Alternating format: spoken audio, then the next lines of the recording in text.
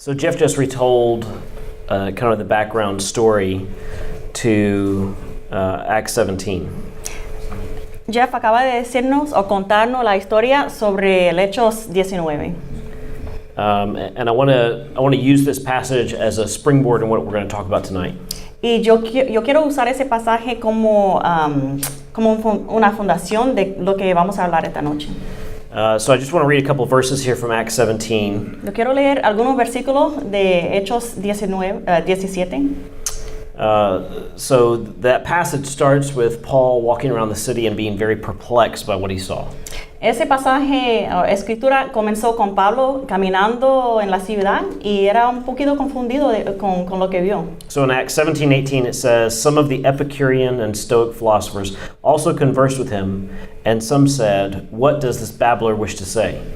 Others said, 'He seems to be a preacher of foreign divinities because he was preaching Jesus and the resurrection.'" Just 18.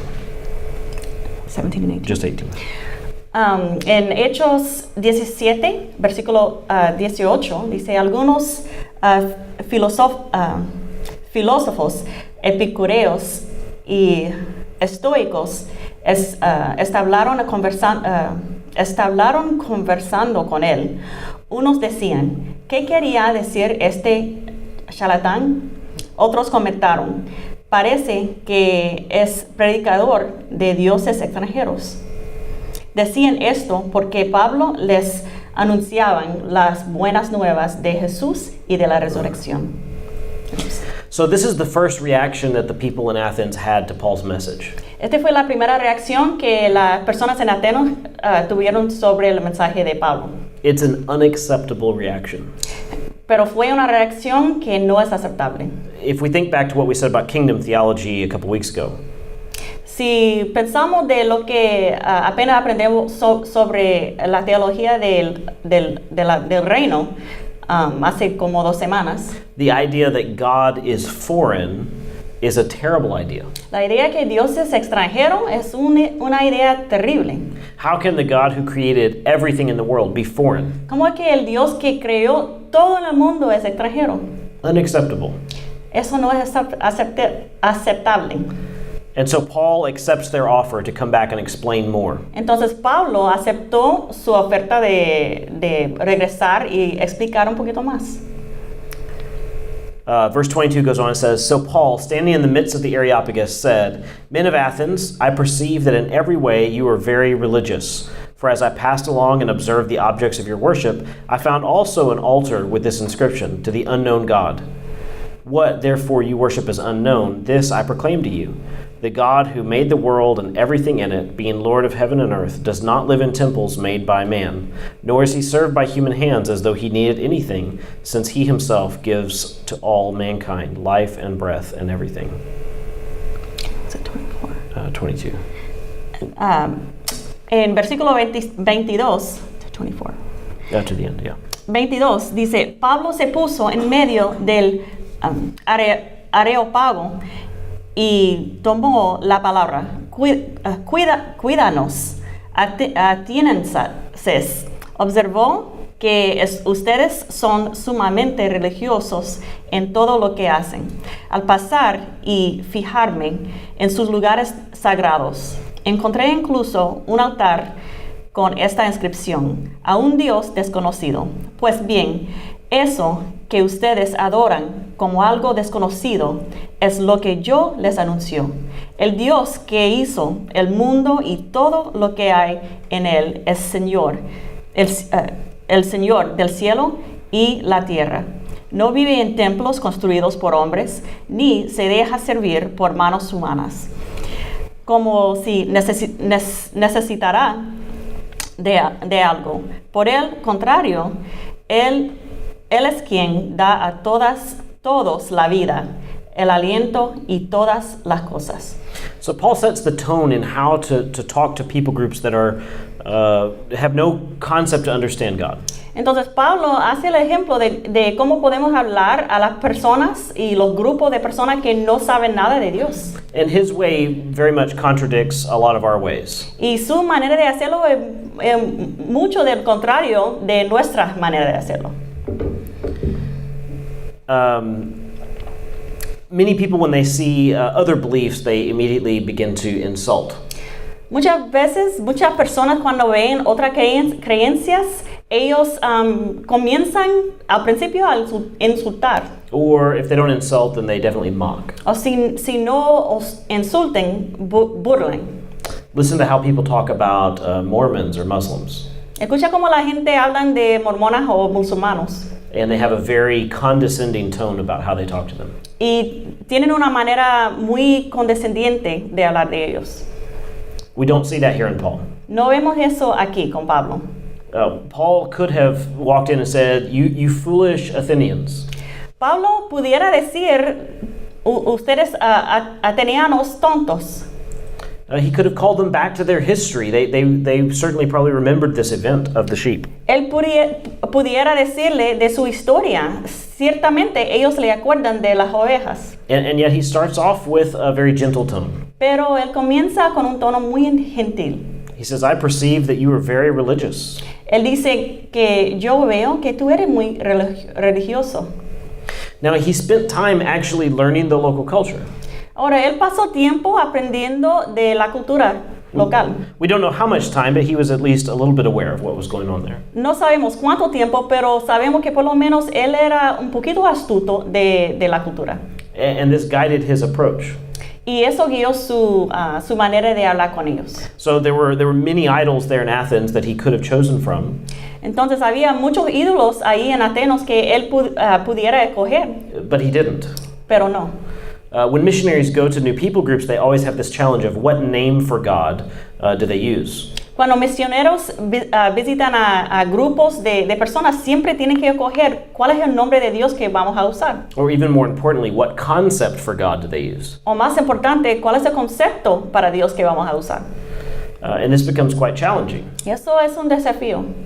Because many times, particularly in animistic contexts, their names for God don't depict the understanding that we have in the Bible.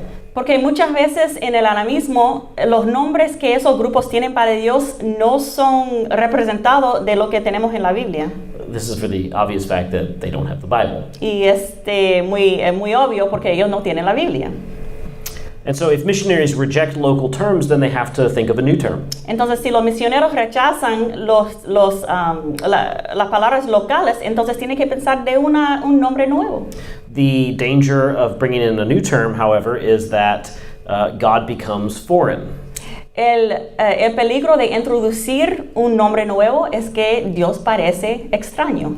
And this has huge problems. Y tiene grandes problemas. For both theological reasons, but also for evangelistic reasons. Por razones teológicos y también para razones evangelísticas.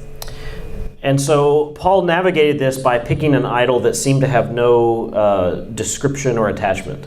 Entonces Pablo decidió que iba a escoger un ídolo que no tuvo descripción o no estaba aferrado a nada. It was a nice, clean, empty box that he could use. Estuvo una cajita vacía que él pudo usar. And he did use it. Y él lo usó. This would feel very unnatural for us. Eso pudiera ser un poquito contra nuestra naturaleza.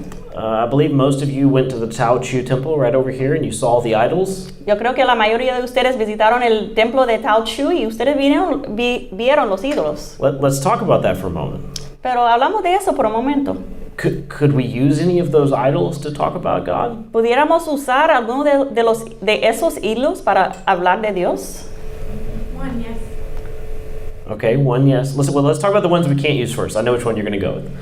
Vamos a hablar de aquellos que no podemos usar primero. Why can't we use the idols that are present? ¿Por qué no podemos usar los ídolos que son presentes? What was that? They have names. They have names?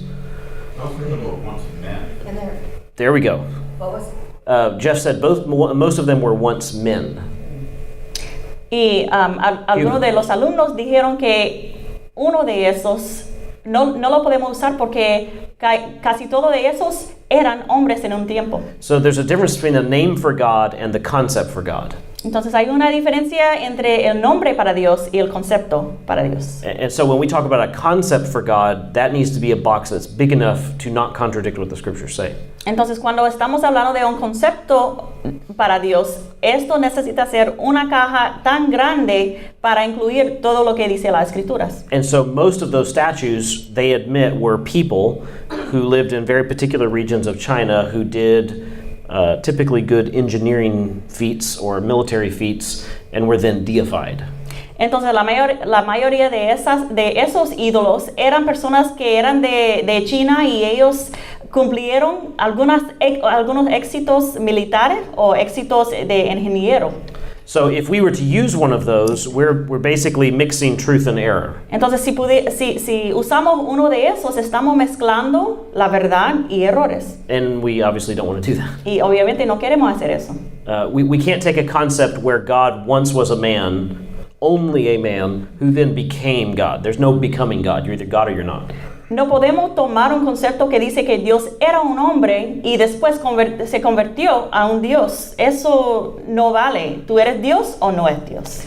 So I would say, hands down, the idols that are present represent some creation of or becoming of God. Entonces yo diría que los ídolos que eran presentes representan una creación de Dios. Okay, Alex, what were you going to say is the one that we can? So actually it's not there. Oh, it's not there. How intriguing. Go on. All right, so friends, you have to help me out with the name. I can't remember the name, but in Shanti. Okay, so basically the temple talks about Shanti, who is, I think, the creator god or the god above all gods, and that he's not represented in the temple, and that there's no physical statue or no physical representation of him in the temple. That would probably be a great place to start. So she said that there's one name there that doesn't have an idol representative. Entonces Alex dijo que hay un nombre ahí que no tiene un ídolo para representarlo. And his name is Shanti. Y su nombre es Shanti. That literally translates as eternal emperor. Y eso literalmente significa emperador eterno. So names aside, the concept is much bigger. Entonces, si no estamos pensando de los nombres, el concepto es mucho más grande. The concept includes the idea of eternity. El concepto incluye la idea de la eternidad. And great power. Y mucho poder. And so actually evangelical Christians use this word for God in the Mandarin translations of the Bible. Actualmente los cristianos evangélicos usan esa palabra para la traducción de Dios en la Biblia. Now, we've discussed through the class how a lot of cultures believe in a creator God or a high God, a sky God. Ahora hemos discutido en la clase que muchas personas creen que hay muchas otras culturas creen en un Dios que es más alto que todo. But they perceive that he is distant and far away. Pero ellos creen que él es distante y muy lejos. And because of this, they create a sort of second and third tier of spirit beings and lower divinities. Y porque de eso ellos crean un segundo y tercero nivel de dioses. And these spirits and divinities, these speak to everyday life, human problems, etc. Y estos espíritus hablan de como la vida diaria y cosas y eventos que pasan en la vida. But back in history is an idea of a creator God. Pero en su historia hay una idea de un Dios que creó todo. So at the Taochu temple, they have this eternal emperor that is in their concept. Entonces, en el templo de Taochu tiene un emperador eterna que está dentro de ese concepto. Yes, ma'am. Aren't they in essence acknowledging our God, the real God, the true God, but like covering their bases? I mean, they've got their own idols, but So she's asking, are they is that their intention? are they worshiping our God? Oh, wow, that's a loaded question. La pregunta es si ellos también están alabando o reconociendo nuestro Dios. So we're going to talk tonight about how do we look for these sort of bridges in a particular culture. Vamos a hablar esta noche de cómo podemos encontrar esos puentes para llegar a esas culturas. And my argument will be that God in His grace has put these things, kind of like a sleeper cell. He's hidden them out in all of these cultures. Y lo que yo pienso es que Dios en su gracia ha puesto esos dioses en sus culturas. And that when we discover this becomes kind of our entry point. Y cuando descubrimos eso es como podemos entrar. But I think that's different than saying this is their intent or their understanding. Pero yo creo que eso es diferente que decir que eso fue la intención de esa otra cultura, esas personas. Now, I think, in particular to this reference, that this is a big enough idea that we could walk in and say, look, we see all your idols around here. Ahora, la esencia es que yo puedo pensar que sí es una gran idea en que podemos entrar y decir que, mira, vemos todos los ídolos que está alabando. And we hear you reference Shang-Ti, but you don't know much about Shang-Ti. Y escuchamos que tú estás haciendo referencia a Shun-Ti, pero tú realmente no sabes mucho de Shun-Ti. And just like Paul would say, we would go, he is the one that we're here to proclaim. Igual como Pablo hizo, podemos decir que es él que vamos a proclamar. That's not to say that they would necessarily receive all the information that we might put into that box. Eso no necesariamente que ellos van a recibir toda la información que vamos a poner en esa cajita. At the end, they might say, no, that's not Shang-Ti. You've done something else with it. Al final, tal vez ellos van a decir que no, eso no es Shang-Ti. Tú has hecho algo diferente, un poquito raro con eso. But this is actually what happened with the early Christians. Pero eso actualmente es lo que pasó con los cristianos anteriores. Early Christianity was not a distinct movement outside of Judaism. Los cristianos anteriores, ese movimiento no era fuera de los judíos. Initially, it was part of temple and synagogue worship. Inicialmente era parte de la alabanza en la sinagoga. At a certain point, though, the gatekeepers looked at what the Christians were saying and they said, no, you're saying something else. Pero No. llegó el momento que las personas de los judíos vieron lo que los cristianos estaban diciendo y lo rechazaron y dijeron que no, tú estás diciendo algo diferente. But we'll talk about that more in a minute. Pero vamos a hablar de eso un poquito más en un momento. So the inscription says to the unknown God, back in Acts. Entonces la inscripción dice al Dios desconocido. And he says, what you worship as unknown, I'm here to proclaim to you. Entonces él dice, lo que tú estás alabando como desconocido, estoy aquí para proclamar. So he uses this idol as the jumping off point. Entonces él usa ese ídolo para introducir su idea. But then when his description of God is much bigger than this idol, Pero su descripción de Dios es mucho más grande que ese ídolo. he says God made the world and everything in it. Él dice que Dios hizo el mundo y todo en él. He's Lord of heaven and earth. Dice que Él es Señor del cielo y la tierra. He doesn't live in temples made by human hands. Dice que Él no vive en templos hechos por manos humanas. And he's not served by human hands. Y dice que no podemos servirlo. Again, referencing your trip to the Tao Chu temple, you saw lots of service of these idols going on. Otra vez, en referencia a tu viaje, a tu visita al templo de Tao Chu, tú viste que había mucho servicio a estos ídolos. At the Hindu temple in Stafford, they actually put them to bed, change their clothes, and feed them 3 meals a day. En el templo de hindú, en Stafford, actualmente ellos toman esos ídolos y ellos lo acuestan para dormir y lo cambian y lo alimentan 3 veces al día. So immediately Paul has moved from, it's this idol that I'm here to talk to you about, Entonces, inmediatamente Pablo movió desde este ídolo de que yo te voy a hablar, to, oh, by the way, God is not an idol. He's not served with human hands. In fact, he made everything. hasta que decir que realmente Dios no es un ídolo, Él hizo todo. And so at the end of this discussion, a lot of commentators criticized Paul for how few results there were.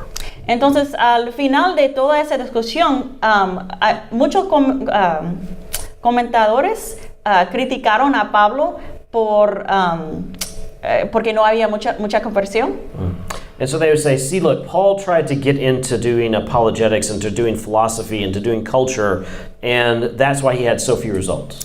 Entonces ellos dicen que Pablo trató de conectar con ellos con filosofía y apología y por eso no tuvo resultados. And they compare this passage to passages much earlier. Y ellos comparan esa escritura a escritura que anteriores. And so I would say his approach wasn't wrong. He's working in a different soil. Entonces yo puedo decir que su manera de hacerlo no era equivocado, pero él estaba trabajando en tierra diferente.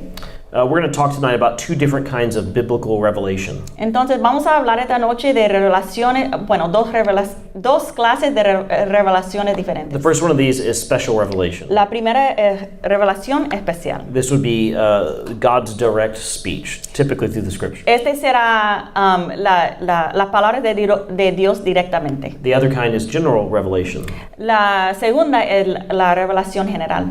This is God speaking through his creative acts. Y este es Dios hablando por medio de su creación. So in the earlier chapters of Acts, Paul is talking to people who have spent generations with God's special revelation. Entonces, en los primeros capítulos de Hechos, Pablo está hablando con personas quien ha pasado mucho tiempo con la creación de Dios. The soil has been primed for a long time when he talked to them. Ellos habían preparado la tierra mucho tiempo antes de que habló con ellos. Now he's talking to people who have no background with the biblical, with the Bible. Ahora él está hablando con personas que no tienen ni un conocimiento de la Biblia. And so it's a very different result because it's a very different soil. Y por eso hay resultados diferentes, porque la tierra es diferente. If you compare Paul's discussions in other Greek contexts, you see some similarities. Si compares las discusiones que Pablo tuvo en contextos griegos, tú vas a ver cosas similares. In Acts 14, his results here are much better than in Acts 14. En Hechos 14, sus resultados aquí son mucho mejor que en Hechos 14. At the end of his sermon in Acts 14, they were trying to sacrifice a bull to him. Al final de su sermón en Hechos 14, ellos estaban tratando de sacrificar un toro por él. And they were calling him Zeus. Y ellos le llamaban Zeus. When you go on a mission trip and they worship you, you failed. Cuando vas a una misión, un viaje de misión, y ellos te están alabando a ti, eso no fue un éxito. So he's actually grown from Acts 14 until Acts 17. Entonces, parece que había crecimiento desde el Hechos 14 hasta Hechos 17. Great. I mean, so Paul addresses the issue of fruitlessness in 1 Thessalonians chapter 2, right? So the verses before this, he was in Thessalonica, right? And then he addresses some of these same issues, the cultural issues, in 1 Thessalonians chapter 2, verse 1, where he says, "For you yourselves know, brothers, that our coming to you was not in vain." And then Stott makes very clear that the translation from the Greek, vain, has nothing to do with fruitlessness, but it was more about the purpose in which he went. So I thought it was kind of interesting when I studied this. Yeah, interesting. So let's dig into what redemptive analogies are. Entonces vamos a hablar acerca de las analogías redentoras. A very famous missionary who talks about this is a man named Don Richardson. Un misionero muy famoso que habla acerca de eso es un hombre que se llama Don Richardson. He's written one book called Peace Child, and the other one is called Eternity in Their Hearts. Él ha escrito un libro que se llama Niño de Paz y este se llama Eternidad en sus corazones. And he's written one on Islam, but I'm not going to talk about it because it's absolutely terrible. It contradicts his other wonderful books. Y él ha escrito uno en islámico, pero no voy a hablar de eso porque realmente no es un buen libro. I would love to chat with him in person sometime about that. But so Peace Child talks about his own experiences as a missionary in Irian Jaya. So he's in a jungle setting. El libro Niño de Paz habla de sus propias experiencias en Irian Jaya. Irian Jaya. This book talks about his theory of redemptive analogies. Este libro habla acerca de sus teorías de analogías redentoras. So Jeff's discussion earlier came out of some of the information from here, as does mine. Entonces la presentación de Jeff salió de eso. Algunas de las ideas salieron de ese libro. So a A redemptive analogy is a cultural trait or pattern that results from God's grace and general revelation that serves as a bridge for presenting the gospel. Entonces, una analogía redentora es un rasgo o patrón cultural que resulta de la gracia de Dios y la revelación general, que sirve como un puente para presentar el evangelio. So this is going to be kind of our operational definition that we're going to move forward with. Entonces, este realmente será nuestra definición operacional que vamos a usar ahora, desde ahora. So I want to give you some examples. Entonces, yo le quiero dar unos ejemplos. The first one is from his other book, Peace Child. El primero es de su otro libro, Niño de la Paz. He had spent some time in this tribe in Irian Jaya. Él había pasado un poco de tiempo dentro de un tribu en Ariangea. And he had had time to share the gospel with them. Y él había tenido tiempo para compartir el evangelio con ellos. And they liked him as a person, and they were not hostile to the gospel, but they weren't interested in believing it either. Y ellos le gustaron como una persona y no eran enojados con el evangelio, pero no eran listos para aceptar todo lo que dijo. It's as if he was speaking a different language entirely. Como él estaba hablando un idioma diferente completamente. So he continued to live there, and he observed their culture some more. Entonces él siguió viviendo ahí y él observó su cultura un poquito más. And he noticed that when tribes were warring, that they had a ritual for reconciliation. Y él notó que cuando los tribus estaban en guerra, ellos tuvieron una ritual de negociar. When you want the fighting to stop, you call both tribes together. Cuando uno quiere que paren la pelea, la guerra, entonces llaman los tribus para reunir. And each tribe, offers up a baby, and they trade a baby to the other tribe. Y cada tribu ofrece un bebé y ellos cambian su bebé al otro tribu y aceptan el bebé de su enemigo. And the idea is that if you keep the baby alive, the other tribe is not going to come and attack you because their own kin is part of your tribe now. Y la idea es que si mantenga el bebé vivo, el otro tribu no te va a atacar porque ellos también no quieren que muera el bebé. So he took that idea and he said, God has sent a peace child. Entonces ese autor tomó esa idea y dijo que Dios mandó un niño de la paz. The God who created the whole world. El Dios que creó todo el mundo. The God that we're at war with, that's angry with us. El Dios con quien estamos en guerra. El Dios quien está enojado con nosotros. He is willing to bring peace. Él está listo para traernos la paz. And he gave us his child. Y Él nos dio su niño. Now, in this scenario, to not take care of the peace child would be a huge act of treachery. Ahora, en este ejemplo, para no cuidarle al niño sería un hecho muy malo.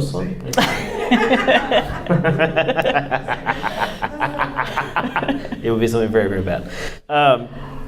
So he said, God has sent his peace child, but we killed him. Entonces él dijo que Dios mandó su niño de la paz, pero nosotros lo matamos. His message of you have personally broke God's abstract and holy law didn't really speak to them. Su mensaje al principio de tú ya has fracasado todas las leyes del Dios realmente no resonaba con ellos. The message that we had killed God's peace child did speak to them. Pero el mensaje que nosotros hubiéramos matado el niño de la paz, el niño de Dios, sí resonaba con ellos. And the majority of the tribe turned in faith. Y la mayoría de la tribu aceptaron. Interesting story, yes? Historia interesante, ¿verdad? Where did they get this idea of a peace child? ¿Dónde inventaron esa idea de un niño de la paz? How did they get it from their culture? Where did this come from? Grace of God. There we go. Somebody read the definition on the other page. Chicken raft. I know you're curious. Chicken raft. There was this tribe who once a year would take to... Do you want to try? I'll wait. Sorry. Barco de la gallina. There we go. Chicken raft. O pollo. There's this tribe that would take 2 chickens once a year. Había un tribu que tomaba 2 pollos cada año. The idea was that the gods were angry with them. La idea es que los dioses eran enojados con ellos. And so in order to appease them, they would take these 2 chickens. Entonces, para satisfacerles, ellos tomaron los 2 pollos. They would take 1 chicken and they would kill the chicken. Ellos tomaron un pollo y lo mataron. It's the jungle and probably eat the chicken. I don't know if that's part of it, but you don't want to let it go to waste. Es la selva, entonces probablemente ellos lo comieron, pero no sabemos. But the other chicken they would take alive and they would put him on the raft. Pero el otro lo tomaron vivo y lo pusieron en el barco. And they would each take a leaf for themselves and they would put it on the raft with the chicken. Y cada uno tomaron una hoja de árbol y lo pusieron en el barco con el pollo. And they would take the raft and they would push it out into the river. Entonces empujaron el barco en el río. And if the raft stayed away, they believed that the gods had accepted their sacrifice. Y si el barco se quedaron lejos de ellos, ellos creyeron que los dioses habían aceptado su sacrificio. If the raft comes back, however, this means bad things. Pero si el barco regresó, eso significaba cosas malas. Now, I solved the last one. You solved this one. Ahora, yo resolví el último, entonces tú tienes que resolver esta. Can you repeat that about the chicken? Tell me more about the chicken. What kind of chicken is it? The whole raft concept. Chicken goes on the raft. Everyone takes a leaf, puts it on the raft, pushes the chicken out. The other chicken's dead. If the raft stays away, they're good. If it comes back, they're in trouble. Like the wrath of God, as long as they didn't get a plague or something like that, if that didn't come back to them, then God was okay with them? Close, sort of. Any other ideas? This one hits very close to our home. Who says that? They killed Jeff the doesn't chicken count. that would have been like killing Jesus, and then they're the chicken that's on the raft going. There's a scapegoat. There we go. All right. Okay. I give Jeff credit. He said it first. Yeah, go back and read. I want to say Leviticus. Regrese para resolver regrese para leer Levítico. There's the story of the scapegoat. A la historia de la sustitución. La historia de la sustitución. Yeah, there we go. So they would take 2 goats once a year. Entonces ellos tomaron dos cabritos cada año. And they would confess their sins and place their sins on 1 goat. Entonces ellos pusieron sus pecados en un cabroncito. 1 goat they would kill, the other they would let go. Y uno de los cabroncitos ellos lo mataron y el otro ellos lo dejaron. If it stays away, God has accepted their sacrifice. If not, He hasn't. Y si ese cabroncito no regresó, significa que Dios aceptó su sacrificio. Where did they get this story? ¿De dónde sacaron esa historia? God planted it. Crazy girl. The other story is the idol to the unknown God, but I kind of went out of order. La otra historia es el ídolo del Dios desconocido, pero ya hablamos de eso.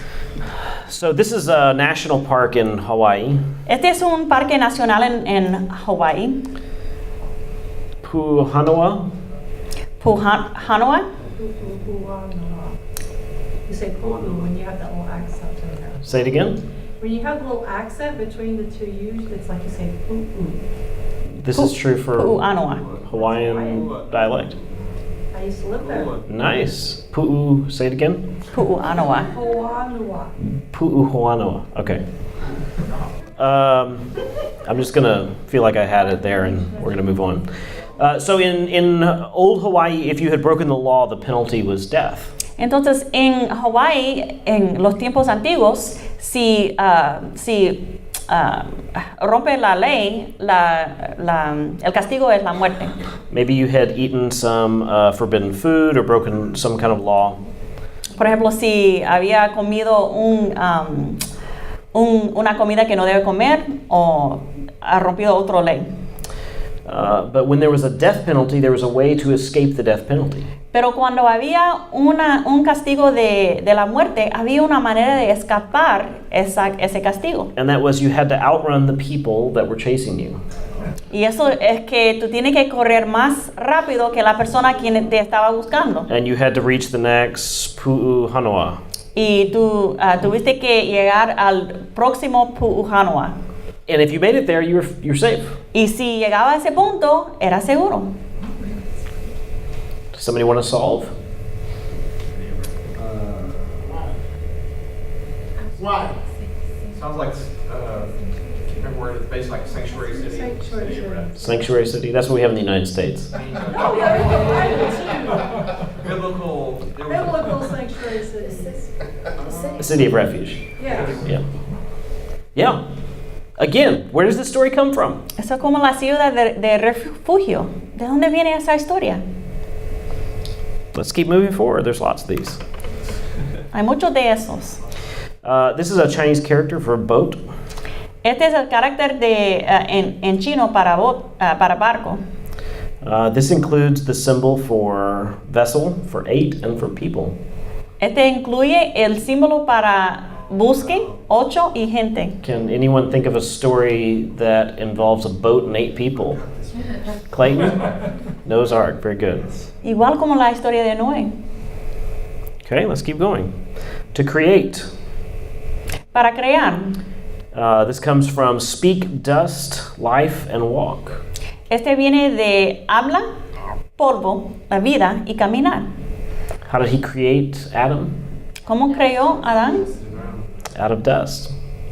He breathed life into him. Here's garden. Jardín. Same word for dust, breath. Now we have 2 persons and enclosure. La misma palabra para barro, aliento, personas, recinto y jardín. Y 2 personas ahora. Are there any 2-person garden stories where we can think of? Igual como Adán y Eva. So I mentioned those 2 types of revelation before. Yo mencioné esos 2 clases de revelaciones. From the Bible, from special revelation, we understand the history of the world. De la Biblia, de revelación especial, entendemos la historia del mundo. There are certain high points in history where all people on the face of the earth were aware of the one true living God. Hay puntos significantes en la historia en que todas las personas en el mundo tuvieron un conocido del Dios real. Somebody tell me one of these. Alguien me dice uno de esos. Tower of Babel. Torre de Babel. Yeah, all people were gathered together. God came down, confused their language. What else? Noah. Noah. Everybody who's alive on the planet is on a boat. One more is right behind me. Adam and Eve. So, historically speaking, there's this process where we've gone from periods of knowledge, and then there's been this de-evolution process. Hablando históricamente, hay un proceso en que estuvimos en un punto de conocimiento y después hay una desconstrucción de ese conocimiento. So as you tell a story and then you retell it generation to generation, if it's not written down, the story slowly changes over time. Entonces, tú sabes que cuando estás contando una historia y lo dice generación tras generación, la historia va a cambiar con tiempo. So people who take a skeptical look at the Bible would like to cite the Epic of Gilgamesh. Por ejemplo, cuando las personas que realmente no creen mucho en la Biblia, ellos les gustan hablar de la Gilgamesh. And so they would say, well, since there are so many flood stories around, whoever wrote the Old Testament or wrote that book, they just borrowed one of these stories and included it because that was just the cool thing to do at the time. Entonces ellos van a decir que porque había muchas historias del diluvio en todo el mundo, que realmente ellos solamente usaron esa historia y lo pusieron en la Biblia. Or my view is that if the biblical flood happened as the Bible says it did, this would be one of the most fantastic stories ever. O mi punto de vista es que sí, el diluvio de la Biblia realmente pasó como la Biblia dice que lo pasó. Entonces, eso fue un evento tan grande en todo el tiempo, en todo el mundo. The kind of story you tell to your children and to your grandchildren. Es la clase de la historia que tú vas a contar a tus niños y a tus nietos. This kind of story you embellish around the campfire. Es como la clase de historia que tú vas a decir en un campamento alrededor de un fuego. So if the flood story actually happened, it would be more strange to not ever find another occurrence of a global flood story than to find global flood stories all over the place. Entonces, si realmente pasó esa historia, sería más raro encontrar esas historias en diferentes maneras en todos lugares que saber que comenzó en un lugar y era real y solamente cambió con culturas y tiempo. If the whole world flooded and we're the only people who know about it, that's actually a much bigger problem. Si el mundo entero en el mundo entero había un diluvio y nosotros somos la única persona que realmente saben de eso, entonces es un problema. I can deal much more easily with their differences in the story than I can with there not being any other copies or variations of the story out there. Yo puedo creer sus diferencias en la historia que creer que no hay otras copias de esa historia en el mundo. So let's look at general revelation. Entonces vamos a ver la revelación general. So the idea of redemptive analogies is built on two key doctrines in the Bible. Entonces la idea de la analogía redentora está basado en dos doctrinas diferentes en la Biblia. The first one of these is the fact that humans are made in the image of God. La primera es que los seres humanos están hechos en la imagen de Dios. No matter how much we try to get away from the fact that there is a God, God made us and you just can't escape it. Ni importa cuántas veces tratamos de alejarnos de la idea que hay un Dios nos hizo y no lo podemos escapar esa idea. This is why throughout time and place and language and gender and ethnicity and every other thing, you see ideas like truth and justice and love and beauty. Ese es porque ni importa de idioma, de lugar, de tiempo, tú vas a ver la idea de belleza y justicia. The second doctrine is general revelation. La segunda doctrina es revelación general. So Psalm 19:1 says, "The heavens declare the glory of God; the sky above proclaims His handiwork." Entonces en Salmo 19:1 dice, porque desde la creación del mundo las cualidades invisibles de Dios, es decir, su eterno poder y su naturaleza divina, se perciben claramente a través de lo que Él creó, de modo que nadie tiene excusa.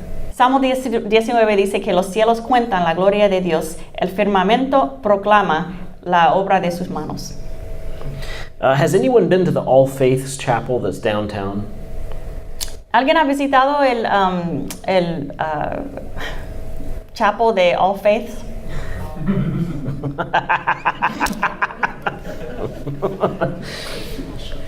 Oh gosh, his name just skipped my mind. Rothko Chapel, thank you, the Rothko Chapel. Most All Faiths Chapel tend to find some theme of light. La mayoría de los santuarios de All Faith tratan de encontrar un tema de la luz. So there tends to be some theme of either having tons and tons of windows or the buildings situated a certain way to capture light. Entonces siempre hay un tema de tener muchas ventanas para captar la luz. The Rothko Chapel looks like a gas chamber in Nazi Germany. Pero el santuario de Rothko parece como un cuarto de matar a la gente, I guess, en Alemania. I'm not exaggerating that at all, really. No estoy exagerando eso. No windows, the walls are painted black, everything's concrete. No hay ventanas, las paredes están negros, todo está concreto de cemento. And I remember going there for my first time thinking, what on earth is this place? Y yo me acuerdo que cuando yo fui para la primera vez, yo pensé, ¿qué clase de lugar es este? The Rothko Chapel was actually one of the last creative works of Rothko. El santuario Rothko fue una de las creaciones finales de Rothko. Right before the Rothko, Rothko, I think, Rothko. It was his last work before he committed suicide. Fue la última construcción que él hizo antes de suicidarse. Art imitates the artist. Y ahí vemos que el arte refleja al artista. God is creator, and so the heavens declare the glory of God. Dios es creador y por eso el cielo refleja Dios. Romans makes this even more specific. It says, "For his invisible attributes, namely his eternal power and divine nature, have been clearly perceived ever since the creation of the world in the things that have been made, so that they are without excuse." Romanos 1:20 dice que porque desde la creación del mundo las cualidades invisibles de Dios, es decir, su eterno poder y su naturaleza divina, se perciben claramente a través de lo que Él creó, de modo que nadie tiene excusa. Even apart from the Bible, God speaks. Aún separado de la Biblia, Dios habla. He has not been without a voice. Él nunca ha sido sin una voz. Again, Paul makes this even more specific in the next chapter. He says, "For when Gentiles who do not have the law by nature do what the law requires, they are a law to themselves, even though they do not have the law. They show that the work of the law is written on their hearts, while their conscience also bears witness, and their conflicting thoughts accuse or even excuse them." En el próximo capítulo, Pablo dice aún más que, de hecho, cuando los gentiles que no tienen la ley cumplen por naturaleza lo que la ley exige, ellos son la ley para sí mismos, aunque no tengan la ley. Estos muestran que llevan escrito en el corazón lo que la ley exige, como lo atestigua su conciencia, pues sus propios pensamientos algunas veces los acusan y otras veces los acusan. This is where C.S. Lewis's moral argument for God's existence comes from. Este es como C.S. Lewis dice que hay más argumentos para la existencia de Dios. From general revelation and the fact that we're made in God's image. De la revelación general y porque estamos hechos en la imagen de Dios. This leaves us without excuse. Eso no permite que tengamos excusa. Acts 14:17 says, "Yet he did not leave himself without witness, for he did good by giving you rains from heaven and fruitful seasons, satisfying your hearts with food and gladness." El Hechos 14:17 dice que sin embargo no ha dejado de dar testimonio de sí mismo, haciendo el bien, dándoles lluvias del cielo y estaciones fructíferas, proporcionándoles comida y alegría de corazón. The nice thing about general revelation is that it applies to everyone. La cosa buena de la revelación general es que aplique a todo. See, sometimes when we're talking about someone, we give them a pass by saying, well, they act that way because they don't know the Bible. Entonces, muchas veces cuando estamos hablando de alguien, decimos, mira, ellos actúan en esa manera porque realmente no conocen la Biblia. Which I think that statement is partially true. Y yo creo que sí, eso probablemente parcialmente es verdad. They probably don't know the Bible, and the Bible is much more explicitly clear on what is God's will than is nature. Probablemente esa persona no conoce a la Biblia y la Biblia realmente da más detalles de la naturaleza de Dios. But nature and conscience are already speaking to that person. Pero la naturaleza y la creación y la conciencia ya está hablando a esa persona. They're just silencing it or blinding themselves. Ellos solamente están poniendo a ellos mismos ciegos.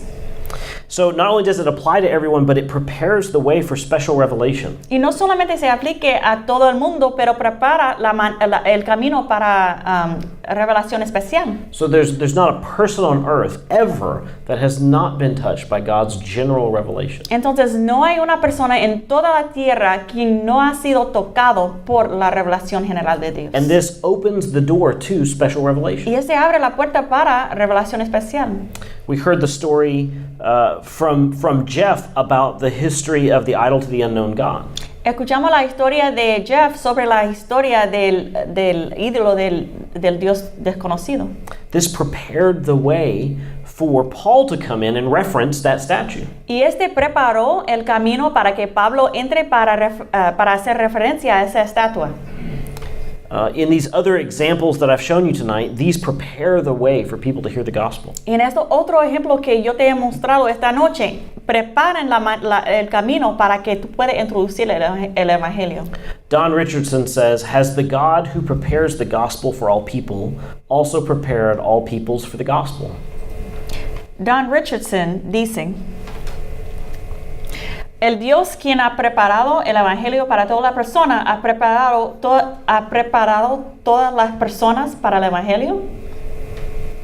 Next, we see that general revelation is God's active work in the world. Ahora vemos que la revelación general es la obra activa en el mundo de Dios. So I would say, by and large, special revelation is a completed work. Entonces yo puedo decir que la revelación especial ya está completado. General revelation continues. Revelación general continua. This is God actively declaring himself to the world. Este es Dios activamente declarando a él mismo a todo el mundo. God is already there. Él ya está ahí. We don't bring God places. Nosotros no llevamos a Dios a lugares. When you're taking a trip, you think, well, I'm bringing God to these people. Cuando estás tomando un viaje, muchas veces decimos que estamos llevando a Dios a esas personas. Wrong. Pero eso es equivocado. God is bringing you to those people. Dios está llevando a ti a esas personas. God was there. Dios ya estuvo ahí. From the beginning. Desde el principio. There's another doctrine we haven't talked about, which is the doctrine of omnipresence, that God is everywhere. Hay otra doctrina de que no hemos hablado, que la doctrina de presencia, que dice que Dios siempre está ahí. In fact, if you didn't think that God was already wherever it is you're going, what on earth gives you the nerve to go there? Entonces, si tú piensas que Dios nunca estuvo en ese lugar donde tú quieres visitar, ¿por qué tienes ganas? ¿Por qué crees que tú tienes la fuerza para ir? We go in faith knowing that God is there. Nosotros vamos en fe sabiendo ya que Dios está ahí. Finally, general revelation provides a bridge for sharing with all people. Finalmente, la revelación general provee un puente para compartir el evangelio con todas las personas. If God made everything, si Dios hizo todo, and God made all people in his image, y Dios hizo todas las personas en su imagen, and God reveals himself in nature, y Dios revela a él mismo en la naturaleza, then there is always a bridge that we can use with people. Entonces siempre hay un puente que podemos usar con la persona. Now, a lot of times our strategy is to talk first and ask questions later. Entonces, pero muchas veces nuestra estrategia es hablar primero y hacer preguntas después. But this is a bad strategy. Pero es una estrategia muy mala. And is unbiblical. Y no es bíblico. We're told to be slow to speak and quick to hear. La Biblia dice que tenemos que estar lento para hablar y rápido para escuchar. But we always go into a place and we're so set on here's the thing that I need to say that we don't understand, but what do they hear us say? Pero entramos siempre en un lugar y pensamos que esta es la cosa que yo necesito decir, pero no estamos pensando en que lo que ellos necesitan escuchar. I can check the box if I shared the gospel, but did they understand? Yo puedo marcar la caja para decir que sí, yo compartí el evangelio, pero realmente ellos entendieron. See, I referenced Acts 14 where Paul goes into a village and shares the gospel and they worship him as Zeus. Yo hice referencia a Hechos 14 cuando Pablo entró en un pueblo y y compartió el evangelio y ellos alabaron a él como Zeus. He could check the box, shared the gospel. Él pudiera marcar la cajita y decir que, bueno, yo compartí el evangelio. But there was more work to be done. Pero había mucho más trabajo que hacer. There's another story from a tribe I'd like to share. Hay otra historia de un tribu que me gustaría compartir. This tribe valued treachery as the highest virtue.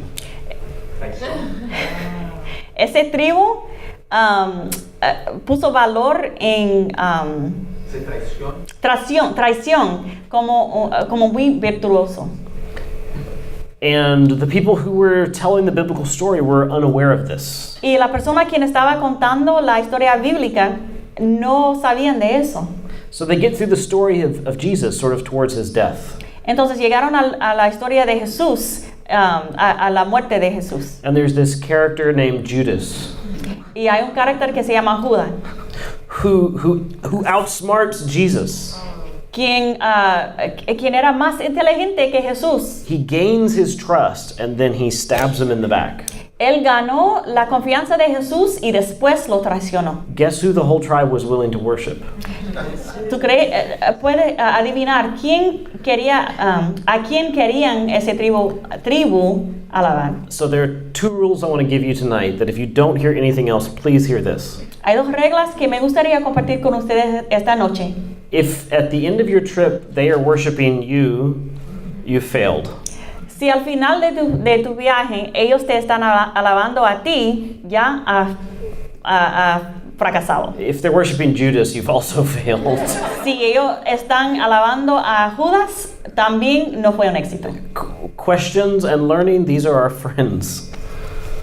Preguntas y aprendizaje son nuestros amigos. So some people, when they hear talks like this, they get really nervous. Muchas veces cuando las personas escuchan discusiones así, se ponen nerviosos. They make it, and honestly, it's the way some people present it. Y honestamente es por la manera que algunas personas lo presentan. So some people present all of this as if, because there's general revelation, there's no need for the gospel. Entonces, varias personas presentan como ¿por qué hay revelación general? Realmente no es necesario, no hay necesidad para el evangelio. Or that everyone is saved automatically. O que todo el mundo ya está salvo automáticamente.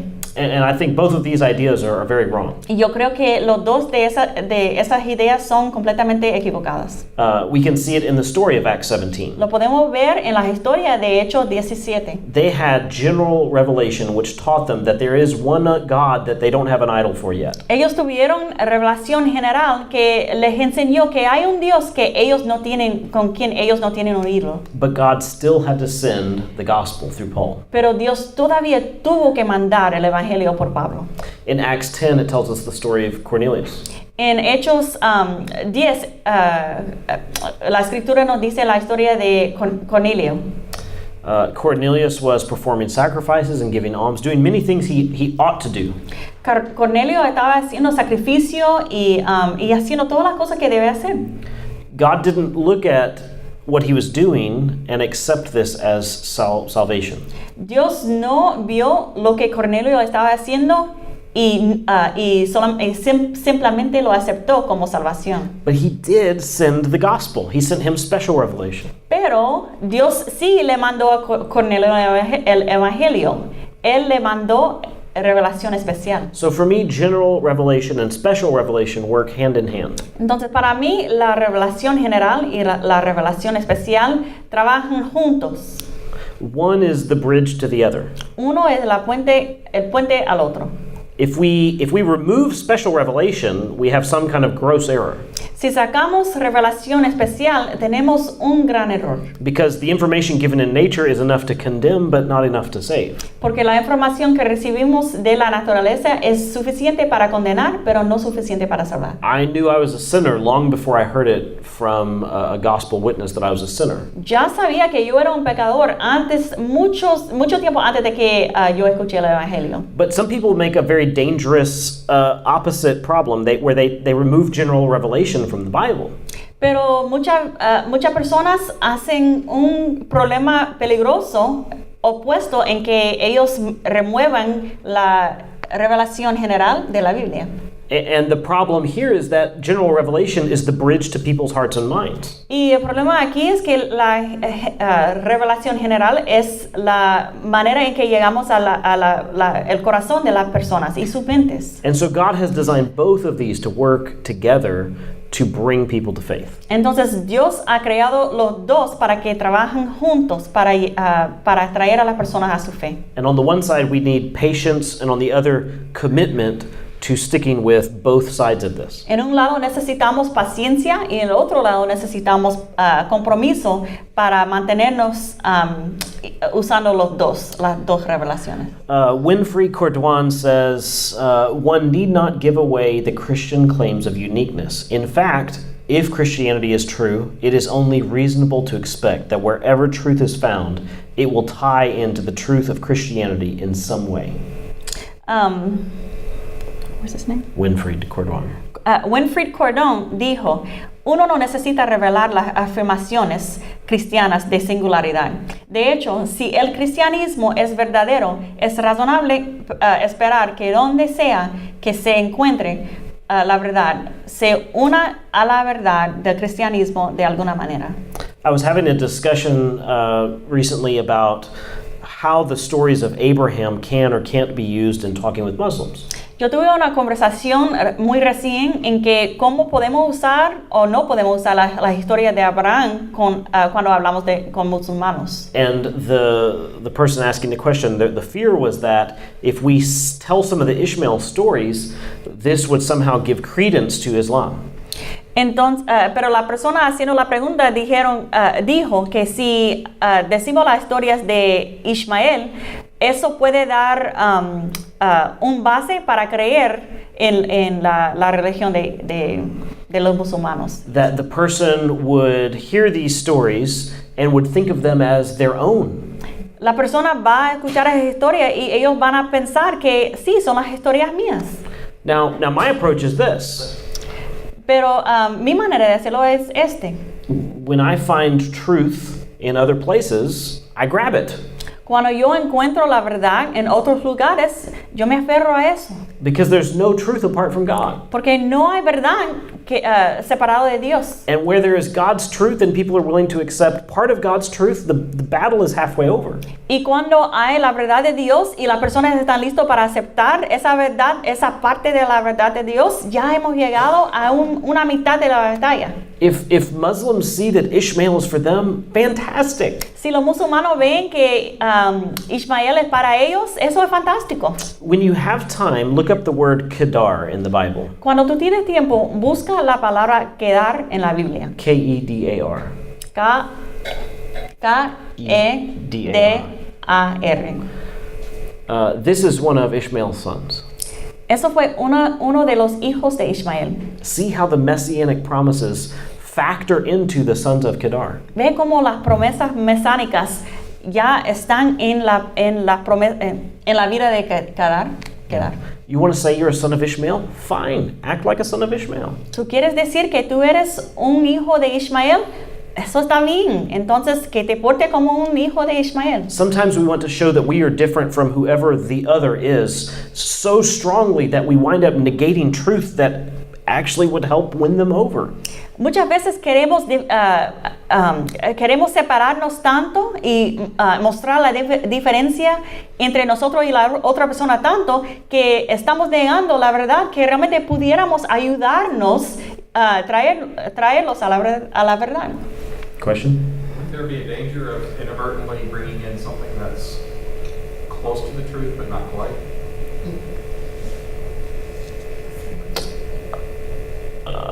If you're telling the story from the Bible, I mean, you're not bringing in something close to the truth. You were bringing in the truth. Yeah. I thought you were saying using something, a reference from their culture to make the point in the Bible. Could you be more specific? Sorry. We're talking about the stories of Ishmael, and I think maybe what I was thinking is you were talking about their stories of Ishmael. What you're saying is the biblical. Yeah, the biblical story. Yeah, sorry. That was not clear. I'm talking about the biblical narrative of Abraham and Ishmael, not just general random stories of Ishmael. Yeah, sorry, that wasn't clear. Good question. In that case. Do you want me to correct that? No, that's okay. Squirrel. So, you can translate squirrel though.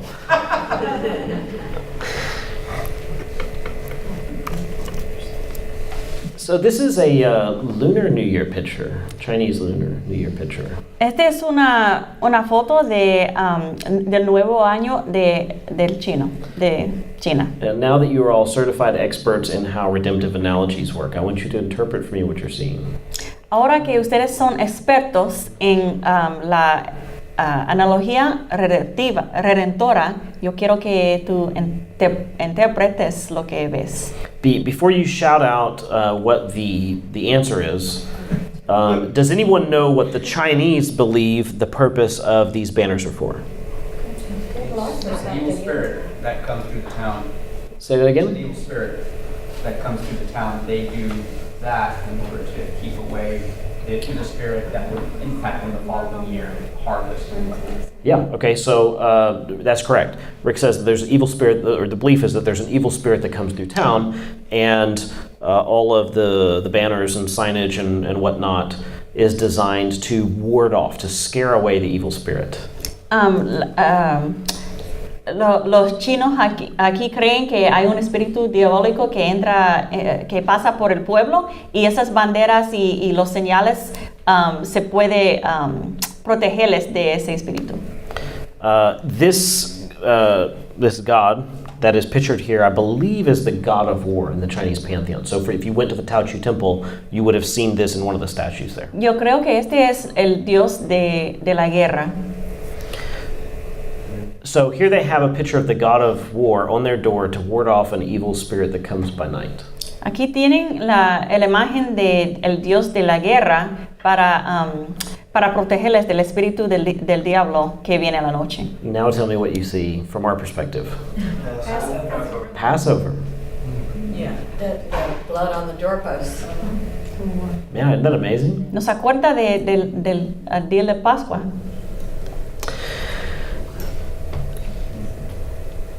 The Muslims have a holiday where they're remembering the sacrifice of Abraham. Los musulmanes tienen un día en que le acuerdan el sacrificio de Abraham.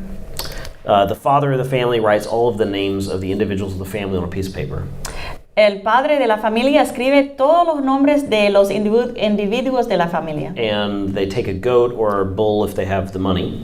Ellos toman un cabrocito o un toro si tienen el dinero. He places his hand on the head of the goat. Él pone su mano en la cabeza del cabrocito. He says the names of the family members, some places. Él dice el nombre de los familiares. He quotes the opening chapter of the Quran. Él dice el capítulo del Corán. He cuts the throat of the goat. Él corta la garganta del cabrito.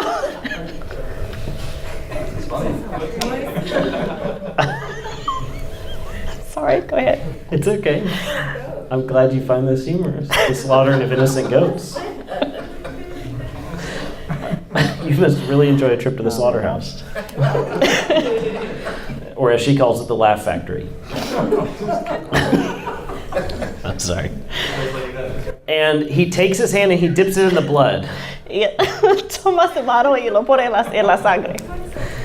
And he takes the bloody hand and he puts it on the front door.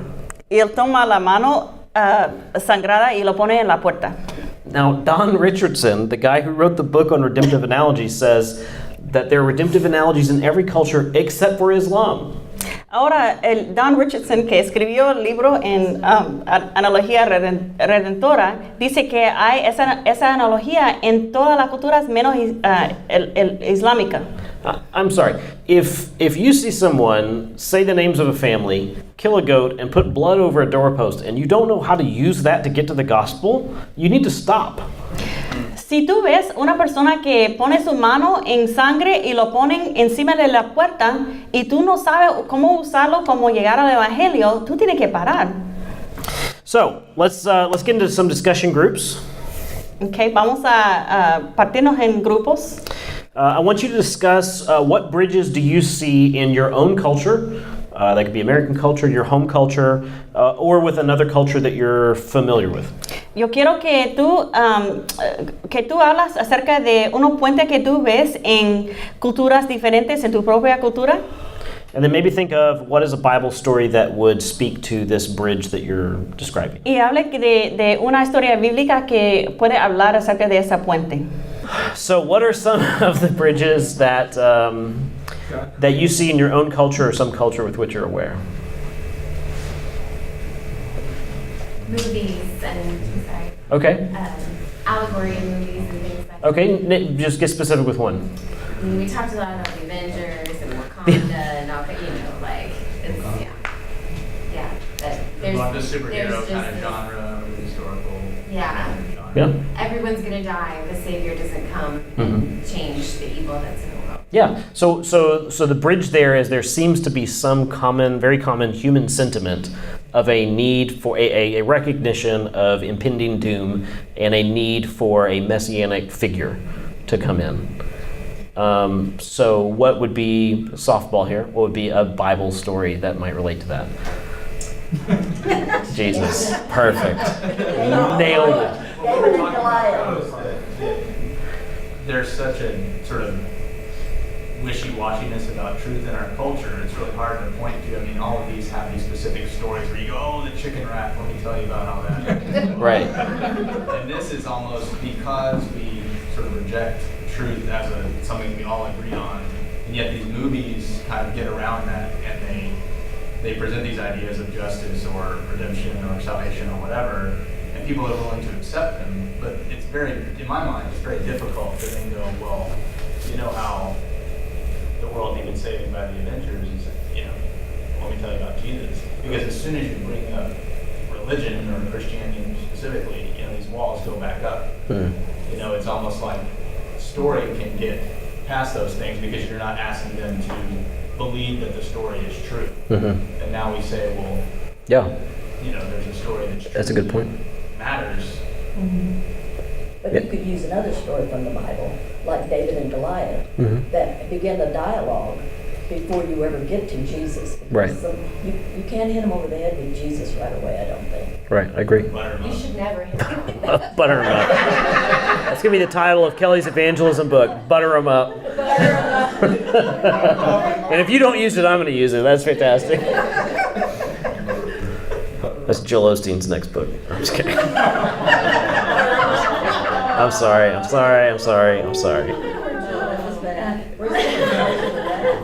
sorry. All right, someone else. What's a bridge you've seen in your own culture or another culture?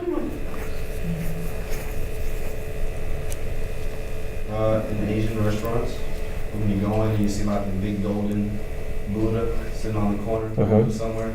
And it makes you think about, in Exodus, the golden calf, how they turned away from the Lord to follow this idol, which is not God. So that's the first one that came to my mind. Interesting. All right, anybody else? You guys are talking. The last 10 minutes we're talking. Tony?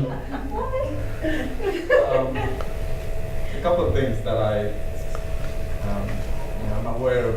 I think you guys remember I talked about the karma principle from the Hindu cultural standpoint, that everybody is aware of evil in the world and they are working their way upwards and trying to break out of this karma cycle so that they would be free from it, right? So I've mentioned to you guys previously that karma is used as a bad word. It almost has the connotations of a curse, right? So now people are aware of curse in Indian culture, but they actually tell you not to say certain things because things will happen. So they understand the power of the word being spoken and how the effect of a curse can really stay with you. And that will bring something back to you in the next life and whatnot, right? So I have, used that word curse to say that, there is a curse that we all have, and God had spoken a curse over Adam because of his rebellion, and we are all experiencing. What you're experiencing in the karma cycle is really, there's a much more bigger story that has happened prior, right? And that's where, we are all under the curse. But again, Christ becomes a curse for us in Galatians 3. And he redeems us from the curse of the law so that we don't have to endure the full penalty of the curse. Right? So that's a very good bridge. I've had conversations with people and it kind of chills them. No. part of the idea of finding these bridges, there was a gentleman from South America who said, the gringo missionaries, they scratch where we don't itch. Right? We think, well, here's where I itch, so I'm gonna scratch there, and so that itch must be universal. And the reality is it's not. Sometimes different based on culture or family upbringing, or sometimes it's an individual thing. Your major question in life might not be my major question in life, and you can't just assume. All right, anybody from this group have any good ideas? I have one that I haven't come up with. Oh, but Well, I had Hawaii on the brain because you brought it up on your little slide there. They worship nature a lot, and so you could always start off with the Genesis story about how God created everything before you lead into the way it affects them more personally. Okay, Shelley? I have one that I haven't really quite figured out yet, but I have kind of seen it flourishing, and I think it probably transcends cultures, but I've seen it a lot in African American culture where it's perceived that the idea of Jesus and Christianity is really comes from, it's a European idea, like the discussion was, and so it kind of, the thought is that it's really not from them, and maybe it was manufactured because it just doesn't seem to include. So I don't know, I haven't really found a really, I mean, there are things, obviously there's scripture that, the idea that revelations that are, in Revelation that Jesus came for all the nations and things like that, but I think that's... also that Jesus wasn't European. That he wasn't European. Or the disciples. No, that's... Or maybe closer to home, Ethiopian eunuch. Yeah. Or like most of the church fathers who were North African. Yeah.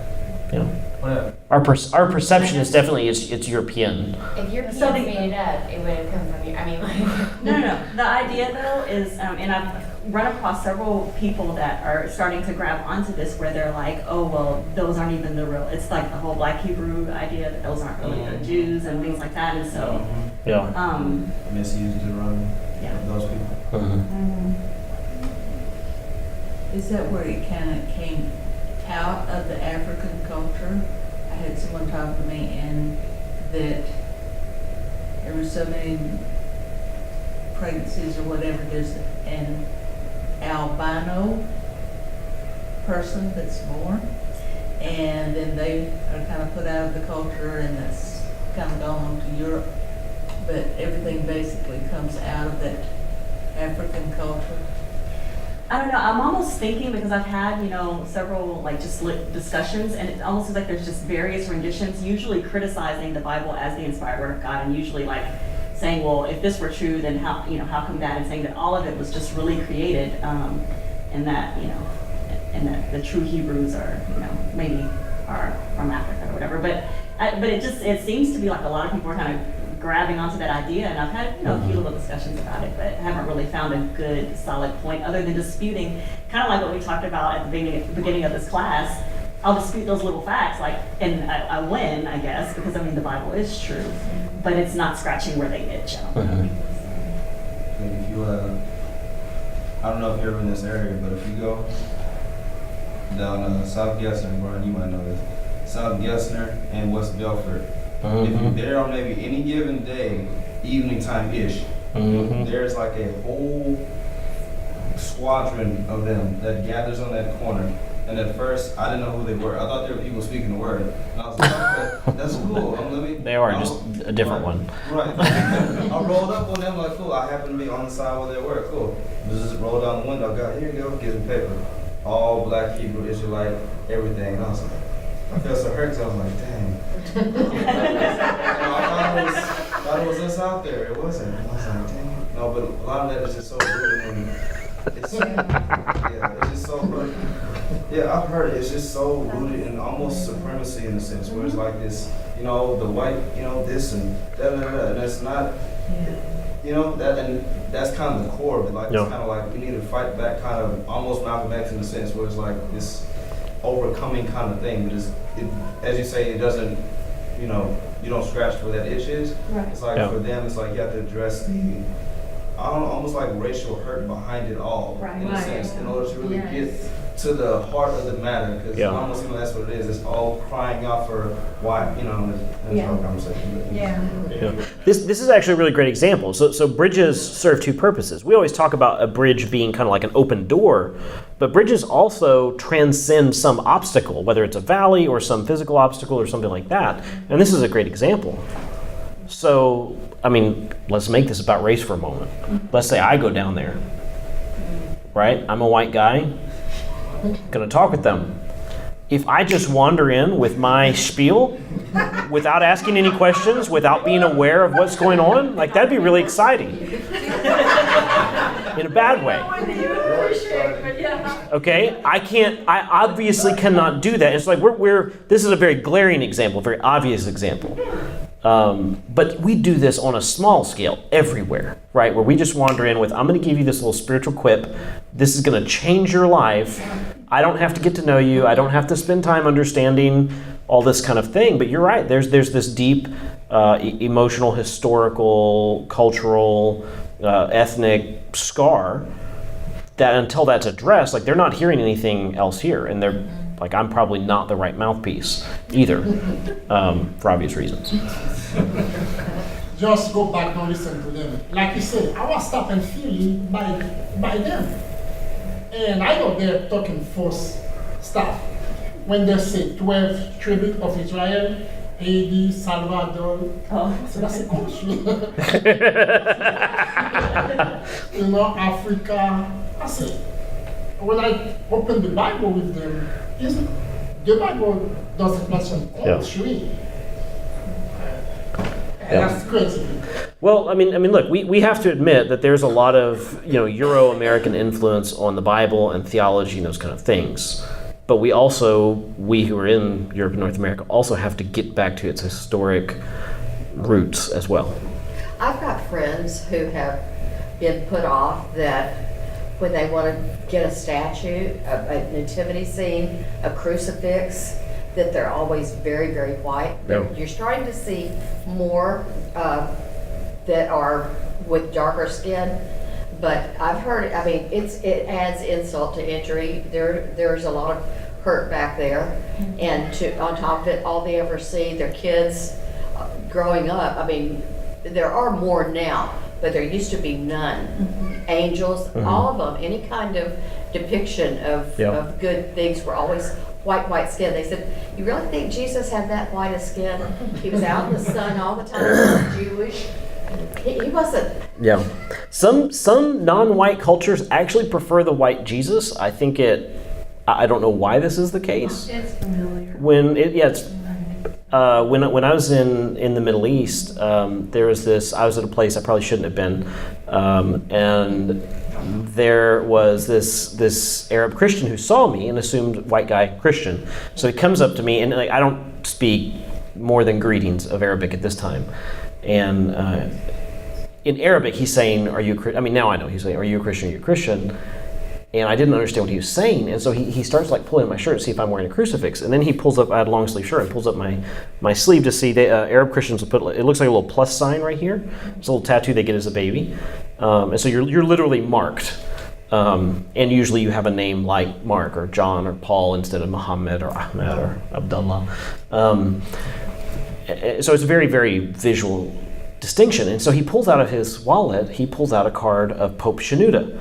Now, in Egypt they have what's called the Coptic Church. It's sort of, to us, it would appear very Catholic-y. It's not Catholic Church, but very much like it. They have a pope and their own very unique form of art and music and everything else.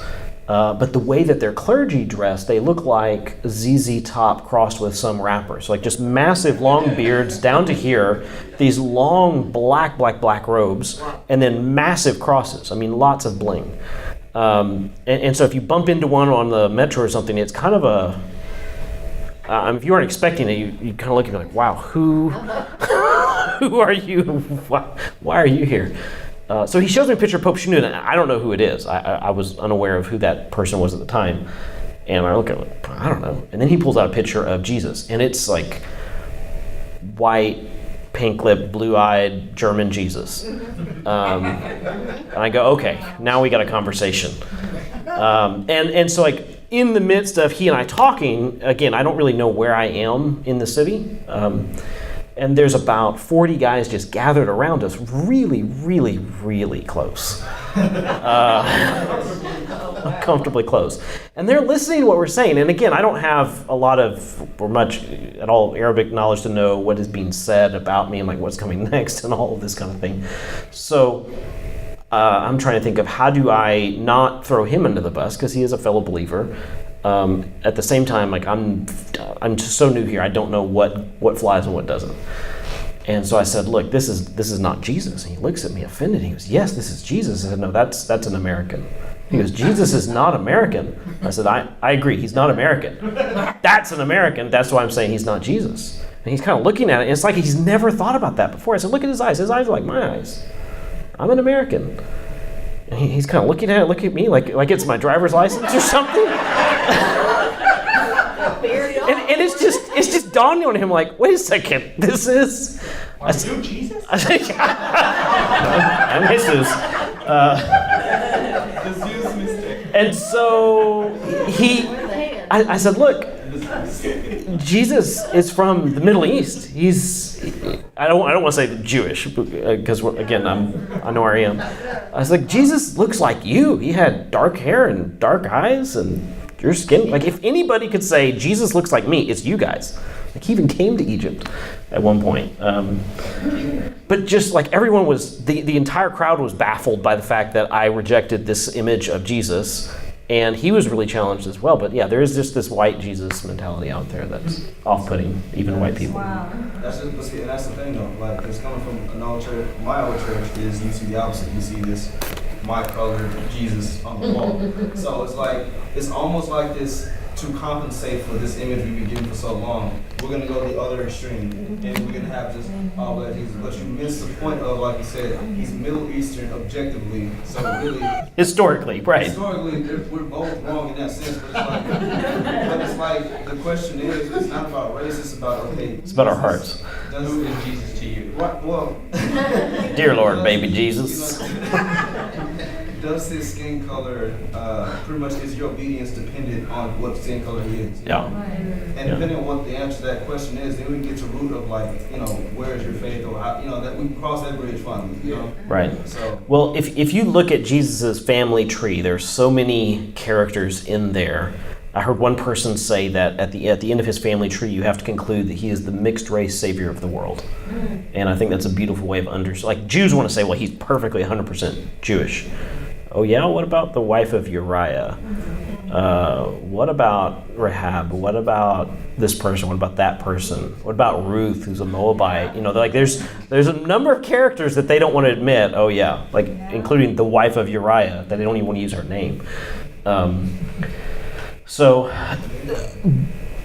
I hope not that you will use what we talked about here tonight and try to find this perfectly matching story everywhere. I would argue that in some places you will find it.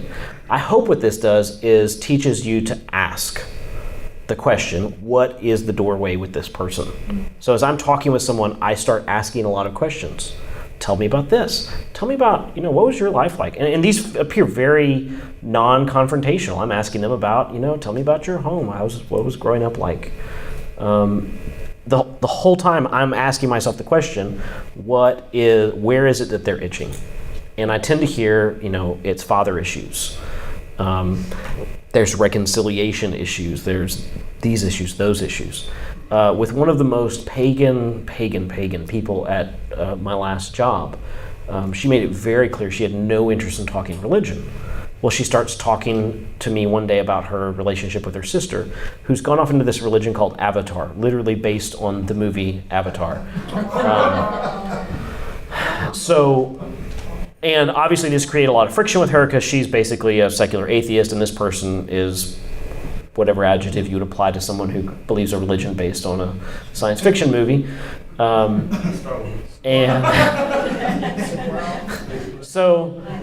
But we started, in my mind, the conversation wasn't, and so here's, point A to point B, point C, here, and now pray this prayer, believe in Christ. It was, let me show you what biblical reconciliation looks like in your system, in your context here, and try it.